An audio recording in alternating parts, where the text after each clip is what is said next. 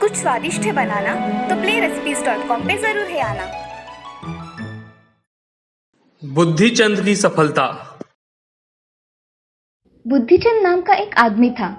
उसके पड़ोस में लक्ष्मीनंदन नाम का एक आदमी रहता था। बुद्धिचंद ने अपनी बेटी की शादी के लिए लक्ष्मीनंदन से 1000 रुपए उधार लिए थे। उसकी बेटी की शादी हो जाने के बाद लक्ष्मीनंदन ने बुद्धिचंद से अपने पैसे वापस मांगे। तब बुद्धिचंद ने कहा, सेठ जी, मैं आपका एक एक पैसा चुकता कर दूंगा, मुझे थोड़ा समय दीजिए। मुझे लगा था तुम एक ईमानदार आदमी हो, पर अब पता चला कि ये मेरी भूल थी। सेठ जी, धीरज रखिए, मैं आपका कर्ज अवश्य चुका दूंगा, मैं बेईमानी नहीं करूंगा। अगर तुम बेईमान नहीं हो तो मेरे साथ अदालत में चलो, वहाँ न्यायाधीश के सामने लिख कर दो कि तुमने कर्ज के बदले में अपना मकान मेरे पास गिरवी रखा है। सेठ जी, अदालत चलने की क्या जरूरत है, मुझ पर विश्वास रखिए, मैं आपका पैसा जल्द से जल्द लौटा दूंगा। पर लक्ष्मीनंदन ने बुद्धिचंद की एक न सुनी। वो अपनी इस जिद पर अड़ा रहा कि बुद्धिचंद अदालत चलकर दस्तावेज पर हस्ताक्षर कर दे। वास्तव में लक्ष्मीनंदन बुद्धिचंद के मकान को हड़पना चाहता था। बुद्धिचंद लक्ष्मीनंदन की मन की बात ताड़ गया। उसने लक्ष्मीनंदन से कहा, मैं अदालत चलने के लिए तैयार हूँ, और वहाँ चलने के लिए मेरे पास ना तो घोड़ा है और ना ही। सेठ ने बीच में ही उसकी बात काटकर कहा, तुम तैयार हो जाओ, मैं तुम्हें अपना घोड़ा दे दूंगा, पर मेरे पास अच्छे कपड़े भी नहीं है। चलो, मैं तुम्हें अपने कपड़े भी दे दूंगा, मगर मैं पगड़ी की व्यवस्था कहाँ से करूंगा? वो भी मैं तुम्हें दे दूंगा। और कुछ चाहिए? सेठ जी, मेरे पास तो जूते भी नहीं है। मैं तुम्हें अपने जूते भी दे दूंगा, मगर अब देर मत करो, झटपट तैयार हो जाओ। लक्ष्मीनंदन ने मन ही मन खुश होते हुए कहा। बुद्धिचंद ने लक्ष्मीनंदन की पोशाक पहन ली, सिर पर पगड़ी और पैरों में उसके जूते पहन लिए। वो लक्ष्मीनंदन के घोड़े पर सवार होकर उसके साथ अदालत जाने के लिए चल पड़ा। जब अदालत में बुद्धिचंद का नाम पुकारा गया तो वो न्यायाधीश के सामने हाजिर हुआ। उसने न्यायाधीश से कहा, श्रीमान, सेठ लक्ष्मीनंदन का कहना है कि मेरा मकान और मेरे घर की सारी चीजें इनकी है। इसके लिए ये हमेशा मुझसे झगड़ा करते रहते हैं। मुझे सेठ जी जबरन अदालत में लेकर आए हैं। श्रीमान, कृपया आप मुझे इनसे कुछ सवाल पूछने की इजाजत दो। न्यायाधीश ने लक्ष्मीनंदन को बुलवाया और उसे बुद्धिचंद के सवालों का जवाब देने का आदेश दिया। बुद्धिचंद ने लक्ष्मीनंदन से पूछा, मेरे सिर पर बंधी पगड़ी किसकी है? लक्ष्मीनंदन ने कहा, मेरी है। मैंने जो कपड़े पहन रखे हैं वो किसके हैं? लक्ष्मीनंदन ने कहा, मेरे हैं। और किसके हैं? बुद्धिचंद ने पूछा, और मेरे पैरों में जो जूते हैं वो किसके हैं? जूते भी मेरे ही हैं। बुद्धिचंद ने पूछा, और जिस घोड़े पर सवार होकर मैं यहाँ कचहरी आया हूँ वो घोड़ा किसका है? लक्ष्मीनंदन ने चीखते हुए कहा, वो घोड़ा भी मेरा ही है। पगड़ी, घोड़ा, जूते, कपड़े सब मेरे हैं। अदालत में मौजूद सभी लोग लक्ष्मीनंदन का जवाब सुनकर ठठाकर हंसने लगे। हर किसी को लगा कि लक्ष्मीनंदन पागल हो गया है। अंत में न्यायाधीश ने मुकदमा खारिज कर दिया। बुद्धिचंद ने अपने बुद्धि से अदालत में लक्ष्मीनंदन को हंसी का पात्र साबित कर दिया। इस तरह उसने लक्ष्मीनंदन के षड्यंत्र को विफल कर दिया। इस कहानी से हमें ये सीख मिलती है कि हमें हमेशा धूर्त के साथ धूर्तता से ही पेश आना चाहिए। नमस्कार दोस्तों, कहते हैं जब जब जो होना है तब तब सो होगा। शायद से ये बात IAS अधिकारी बन चुकी तानिया को अच्छी तरह से मालूम थी। ये कहानी है एक गरीब घर की लड़की तानिया की। तानिया एक 22 साल की लड़की जो अपने मालकिन के घर खाना बना रही थी। दरअसल तानिया अपनी पढ़ाई के साथ साथ लोगों के घर खाना बनाती थी। उसकी इच्छा थी IAS ऑफिसर बनने की। वो आज खाना बनाते बनाते मालकिन से पूछने लगी कि मालकिन, आपके बेटे किस एग्जाम की तैयारी कर रहे हैं? ऐसे में मालकिन का दिमाग घूम जाता है और वो तानिया को जोरों से डांट कर ये नसीहत देती है, तू अपने काम से काम रख। मेरा बेटा क्या कर रहा है उससे तुझे क्या लेना देना? अपना काम कर और चलती बन यहाँ से। जितना टाइम तू पढ़ाई करके बर्बाद करती है उतनी देर में मेरे घर की सफाई कर दिया कर। थोड़े पैसे और मिल जाएंगे तुझे, और तेरे घर की आर्थिक स्थिति कुछ सही हो जाएगी। आज तानिया का मन चूर चूर हो जाता है। दरअसल मालकिन ने सब बातें तानिया को व्यंग के रूप में कह दी। अब तानिया काम से घर लौटकर आती है और रोज की तरह रात को पढ़ाई में लग जाती है और सुबह होते ही मालकिन के घर खाना बनाने निकल जाती है। लेकिन मालकिन के तेवर आज कुछ बदले बदले से होते हैं। मालकिन तानिया से कहती है कि तान्या, तुझे अमित से कुछ काम था क्या? अमित, जो कि मालकिन का बेटा था और यूपीएससी की ही तैयारी कर रहा था, अमित आज घर पर ही था। मालकिन, मुझे ये पूछना था कि अमित किस परीक्षा की तैयारी कर रहे हैं? मालकिन झट से तानिया को बोलती है, तू एक काम कर, तू आज यही रुक जा और अमित से अपनी पढ़ाई की बात भी कर लेना और मेरा थोड़ा काम भी कर लेना। तानिया झट से खुश हो जाती है। अब मालकिन बोलती है कि तान्या, आज रात में 15 लोगों का खाना बनाना है, क्या तुम बना दोगी? तानिया झट से हाँ बोल देती है क्योंकि उसे यूपीएससी की परीक्षा के लिए कुछ किताबें चाहिए थी और तानिया को मालूम था कि मालकिन का बेटा अमित भी यूपीएससी की परीक्षा की ही तैयारी कर रहा है और उसे पढ़ाई के लिए किताबें मांगने पर मिल जाएगी। अब देर रात हो गई थी। तानिया सभी 15 लोगों का खाना बनाती है और मालकिन से पूछती है कि मालकिन, अमित भैया को आप बुला दीजिए, मुझे उनसे कुछ पूछना है। लेकिन मालकिन का काम तो पूरा हो चुका था। वो खुशी से अपने काम करवा लेती है और ये झूठ बोलती है कि अरे, अमित तो उसके दोस्तों के घर गया है और शायद आज नहीं आने वाला। अब तानिया की खुशी दुख में तब्दील हो जाती है क्योंकि तानिया के पास जितनी भी किताबें थी वो पहले ही पढ़ चुकी थी और इस महीने में इतने पैसे भी नहीं थे कि वो और किताबें खरीद सके। तभी अंदर से अमित माँ को आवाज लगाते बाहर आता है। अब मालकिन का झूठ सामने आ चुका था और बात को खुद से ही काटते हुए अपनी बात पर पर्दा डालते हुए वो कहती है कि बेटा, तू तो दोस्तों के साथ था ना? बेटा, तान्या पढ़ाई के बारे में तुमसे कुछ पूछना चाहती है। अब अमित तानिया से पूछता है।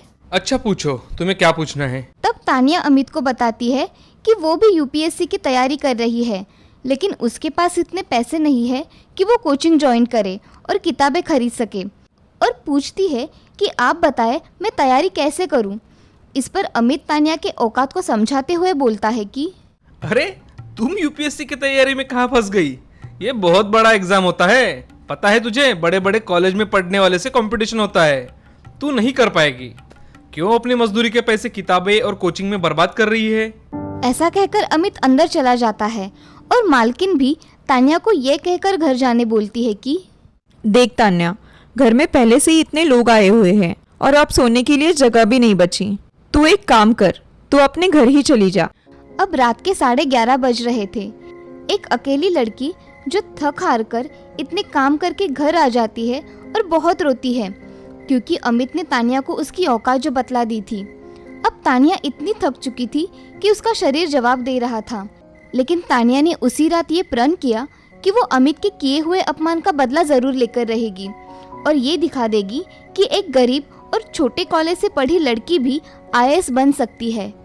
तानिया अब उसी रात को अपना टाइम टेबल बनाती है और ये तय कर लेती है कि रात में उसे मालकिन के घर खाना बनाने के बाद घर आकर रात में रोजाना 7 घंटे पढ़ना है और दिन में कम से कम 3 घंटे। तानिया अपने 10 घंटे का टाइम टेबल बना लेती है, लेकिन सबसे बड़ी समस्या थी किताबों की कि किताबों के लिए पैसे कहाँ से आएंगे।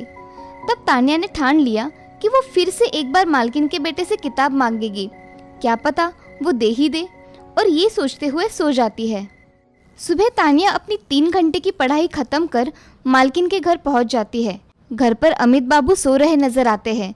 तब तानिया मालकिन से कहती है कि मालकिन, आप चाहो तो मैं आपके यहाँ और कुछ घंटे काम कर लूँगी, आपकी गाड़ी की सफाई भी कर दूँगी। बदले में आप मुझे हर महीने 500 रुपये और दे दीजिए ताकि मैं पढ़ाई के लिए किताबें खरीद सकूँ। मालकिन भी आज खुश थी। वो कहती है कि एक काम कर, मैं पैसे तो नहीं दे सकती मगर अमित की किताबें तुम्हें दिला सकती हूँ। तू पढ़कर जल्दी जल्दी वापस कर देना।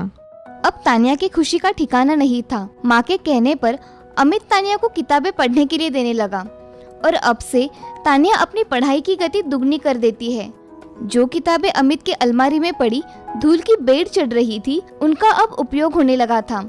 अभी यूपीएससी की प्री परीक्षा में 4 महीने बाकी थे और तानिया ने अमित की किताबों से सारा यूपीएससी का सिलेबस 4 महीने पहले ही खत्म कर दिया था, क्योंकि तानिया को किताबों का महत्व पता था।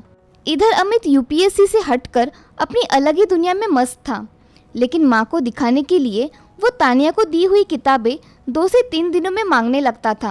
अब तानिया परीक्षा के लिए अपना रिवीजन चालू कर देती है और एक दिन खाना बनाते बनाते मालकिन से पूछती है कि मालकिन, अमित भैया की तैयारी कैसी चल रही है? इतने में अमित वहाँ आ पहुँचता है और फिर से तानिया को उसकी औकात दिखाने में लग जाता है। लेकिन अब की तानिया वो तानिया नहीं थी जिससे उसने 6 महीने पहले किताब देते वक्त बात की थी। अमित पूरे रौब में फिर से तानिया से यूपीएससी में कितने पेपर होते हैं ये पूछने लगता है और इस पर 2 मिनट में तानिया पूरे सिलेबस को अच्छे से समझाकर अमित से अंतर्राष्ट्रीय संबंध के हाल में घटे हुए एक मुद्दे पर प्रश्न पूछती है। लेकिन बेचारे अमित को तो दूर दूर तक यूपीएससी के करंट अफेयर की जानकारी भी नहीं थी। वो बात को घुमाते हुए फिर से तानिया को अपनी औकात दिखाने की कोशिश करता है और वहाँ से निकल लेता है। अब धीरे धीरे समय बीत जाता है और यूपीएससी की प्रारंभ परीक्षा आ जाती है। तानिया परीक्षा पास कर लेती है लेकिन अमित परीक्षा पास नहीं कर पाता और ये बताता है कि इस बार उसने परीक्षा दी ही नहीं। लेकिन तानिया तो पास थी, परंतु ये बात वो मालकिन और अमित को नहीं बताती। अब मेंस की बारी थी। अब तानिया दुगनी मेहनत में लग जाती है और मेंस में सफल रहती है। अब वो इंटरव्यू का इंतजार करने लगी थी। लेकिन जिस दिन इंटरव्यू था उसी दिन मालकिन ने जोर देकर तानिया को काम पर बुलाया था और ये भी कहा था, अगर आज तू नहीं आई तो आगे तुझे कभी भी आने की ज़रूरत नहीं है। तानिया को तो ये तय था कि वो उस दिन नहीं जाएगी क्योंकि उसे यूपीएससी की बिल्डिंग में इंटरव्यू के लिए जाना था। अब इंटरव्यू खत्म हो जाता है और इधर मालकिन तानिया को काम से निकाल देती है। अब तानिया अंतिम परिणाम का इंतजार करने लगती है। तभी यूपीएससी के रिजल्ट आ जाते हैं और तानिया को 369वीं रैंक मिलती है। जी हाँ, तानिया ने 369वीं रैंक सिक्योर कर ली थी। अब तानिया की खुशी का ठिकाना नहीं था। एक गांव की लड़की यूपीएससी परीक्षा पास कर आईएएस बन चुकी थी। आज जब यूपीएससी के अंतिम रिजल्ट का पता अमित को चलता है तो वो भागे भागे तानिया के घर आता है और उसे उसकी स्ट्रेटजी के बारे में पूछता है। आज मालकिन भी अमित के साथ पहली बार तानिया के घर आई थी। तानिया सोचती है कि वो भी एक दिन था जब मालकिन और अमित भैया मुझे मेरी औकात बताते थे, लेकिन शायद तानिया अमित जैसी नहीं थी। उसने अमित को अपनी सारी स्ट्रेटजी शेयर कर दी और तानिया आईएएस ट्रेनिंग की ओर निकल जाती है। दोस्तों, आशा करते हैं कि तानिया के जिंदगी के महत्वपूर्ण पल आपको बहुत बेचैन कर देंगे, अपने पढ़ाई के प्रति आकर्षित कर देंगे, अपने लक्ष्य के प्रति प्यार भरे अंदाज में बढ़ने को समर्पित कर देंगे। मुझे आशा है कि ये कहानी देखने के बाद आप अपने आप में बदलाव करेंगे। जमशेदपुर नाम के गांव में रफीक अपना मटन का दुकान चलाता था। रफीक अपनी माँ के साथ रहा करता था। उसकी माँ का नाम था शबाना। शबाना घर के सारे काम किया करती थी। रफीक अपने माँ की बहुत देखभाल किया करता था। उसकी ये देखभाल देख शबाना उससे कहा करती थी, अरे रफीक, मेरी इतनी चिंता मत करो, अपने धंधे पर ध्यान दो। माँ, मैं धंधे पर अच्छे से ध्यान दे रहा हूँ, तुम चिंता मत करो, खुद का थोड़ा ख्याल रखा करो। हाँ बेटे, मैं अपना ख्याल रख लूंगी। चलो माँ, मैं दुकान जा रहा हूँ, कुछ ज़रूरत पड़े तो फ़ोन कर लेना। हाँ बेटा। ऐसा कहकर रफीक अपने दुकान पर चला जाता है। उसकी दुकान में हर रोज़ बहुत ग्राहक आया करते थे। उसका मटन ताज़ा होने के कारण जल्द ही ख़त्म हो जाया करता था। सारे गांव के लोग उससे ही मटन लिया करते थे, इसीलिए रफीक का धंधा अच्छी तरह से चल रहा था। एक दिन उसके दुकान पर एक होटल मालिक सुंदर सेठ आया और रफीक से, अरे रफीक, तुम्हारे यहाँ मटन बहुत अच्छा मिलता है, ऐसा सुना है मैंने। हाँ सेठ, मेरे दुकान में मटन बहुत ताज़ा होता है, चाहे तो आप देख लीजिए। क्या तुम मेरे होटल पे रोज़ 10 किलो मटन भिजवा दोगे? हाँ सेठ, बिल्कुल, मैं भिजवा दूंगा। ये लो तुम्हारा एडवांस और बाकी के पैसे तुम्हें महीने के बाद में मिलेंगे। जी सेठ, मैं कल ही भिजवा दूंगा। चलो, मैं चलता हूँ। अब सुंदर सेठ जाने के बाद रफीक अपना काम करने में व्यस्त हो गया। अब अगले दिन रफीक सुबह 9 बजे ही सुंदर सेठ के होटल पर अपना 10 किलो मटन पहुंचा देता है और अपने काम करने चला जाता है। रफीक की दुकान पर उसका दोस्त राहुल आता है। अरे रफीक, कैसे हो मेरे दोस्त? मैं अच्छा हूँ, तू बता, तू कैसा है? मैं भी अच्छा हूँ। कैसे आना हुआ आज भाई इधर? अरे रफीक, मुझे 1 किलो मटन दे दो जल्दी से। हाँ, अभी देता हूँ। ऐसा कहकर राहुल को रफीक मटन दे देता है और राहुल वहाँ से चला जाता है। अब ऐसे ही 1 महीना बीत जाता है। रफीक हर रोज़ सुंदर सेठ को 10 किलो मटन भिजवाता है।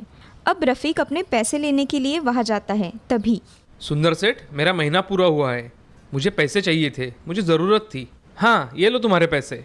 और कल से मेरे होटल पे मटन मत देना। क्यों सेठ, क्या हुआ है? कुछ नहीं, तुमसे ज्यादा मटन मुझे कम दाम में मिल रहा है तो मैं उसी से मटन लूंगा। तुम आज से मटन मत देना। सेठ, आपने बताया था इसलिए आज भी मैं आपके लिए 10 किलो मटन लेकर आया हूँ, मगर मुझे नहीं चाहिए, ले जाओ इसे। रफ़ीक अपना मुंह लटकाकर वहाँ से मटन का थैला उठाकर चला जाता है और अपने दुकान जाता है। वह दुकान में जाकर दिन भर अपना काम करता है, मगर उसका वह 10 किलो मटन नहीं बेचा जाता। तब वह सोच में डूब जाता है। मैं इतने सारे मटन का क्या करूँ? इतना फेंक भी तो नहीं दे सकता। मैं एक काम करता हूँ, माँ को इस मटन की बिरयानी बनाने को बोलता हूँ और अनाथ आश्रम के बच्चों में बांट देता हूँ। ऐसा मन में सोचकर रफ़ीक वह मटन का थैला उठाकर अपने घर चला जाता है और अपने माँ को बताता है। माँ, आज मेरे दुकान में बहुत सारा मटन बच गया है, तो मैंने सोचा क्यों ना हम इसकी बिरयानी बना ले और अनाथ आश्रम के बच्चों में जाकर बांटे। हाँ चलेगा बेटा, मैं बिरयानी बनाती हूँ और तुम हाथ मुँह धो लो। हाँ माँ। अब शबाना बिरयानी बनाने के लिए चली जाती है और रफ़ीक तैयार होकर बाहर आ जाता है। तभी उसको बहुत अच्छी खुशबू आती है। वह अपनी माँ से, माँ, बिरयानी की बहुत अच्छी खुशबू आ रही है, तुम जल्दी इसे पैक कर दो, मैं अनाथ आश्रम देकर आता हूँ। हाँ मेरे बेटे, मैं अब भी देती हूँ। ऐसा कहकर शबाना बड़े डिब्बे में बिरयानी डालकर रफ़ीक के पास दे देती है। अब रफ़ीक डिब्बा लेकर अनाथ आश्रम चला जाता है और अनाथ आश्रम के मैनेजर से मिलता है। मैंने ये बिरयानी बच्चों के लिए लाई थी, आप उन्हें दे देना। ठीक है रफ़ीक, तुम बिरयानी यहाँ रख दो, मैं शिवा के हाथों इसे भिजवा दूंगा, मुझे एक मीटिंग में जाना है। ठीक है मैनेजर साहब, आप जाओ, मैं बिरयानी बांटने में शिवा की मदद करता हूँ। हाँ चलेगा। ऐसा कहकर मैनेजर वहाँ से चले जाते हैं। उनके अनाथ आश्रम में एक बड़ा आदमी आता है। तभी मैनेजर उनसे, नमस्ते सिन्हा साहब, आइए ना। नमस्ते, चलिए। ऐसा कहकर सिन्हा और मैनेजर एक रूम में चले जाते हैं। वह दोनों बातचीत कर ही रहे थे, तभी उस समय रफ़ीक शिवा के साथ बच्चों को बिरयानी बांटने लगता है। उस बिरयानी का सुगंध इतना अच्छा होता है कि सभी बिरयानी खाने के लिए टूट पड़ते हैं। तभी मैनेजर से, सिन्हा साहब, ये इतनी अच्छी खुशबू कहाँ से आ रही है? मुझे देखना है। साहब, आज अनाथालय में रफ़ीक ने बिरयानी लाई है, उसकी ही खुशबू है। चलो, मैं बिरयानी देखना चाहता हूँ, मुझे भी देखना है। जी चलिए। ऐसा कहकर सिन्हा साहब रफ़ीक के पास चले जाते हैं और रफ़ीक से, रफ़ीक, क्या ये बिरयानी में थोड़ी चख सकता हूँ? लीजिए ना साहब, इसमें क्या पूछना है। वाह, इसकी टेस्ट तो बहुत ही अच्छी है। क्या तुम हमेशा ऐसी बिरयानी बनाते हो? मैं हमेशा नहीं बनाता साहब, आज मेरे दुकान में 10 किलो मटन बच गया था तो मेरी माँ ने इसकी बिरयानी बना दी और मैं अनाथ आश्रम लेके आ गया। तुम्हारे बिरयानी की टेस्ट बहुत अच्छी है, क्या तुम मेरे होटल में हर रोज ऐसी बिरयानी बना कर दोगे? हाँ साहब, मैं ऐसी ही बिरयानी बना कर दूंगा। ये लो मेरा कार्ड और पहले दिन का एडवांस लेकर जाना। धन्यवाद साहब, मैं कल आपके होटल में बिरयानी पहुंचा दूंगा।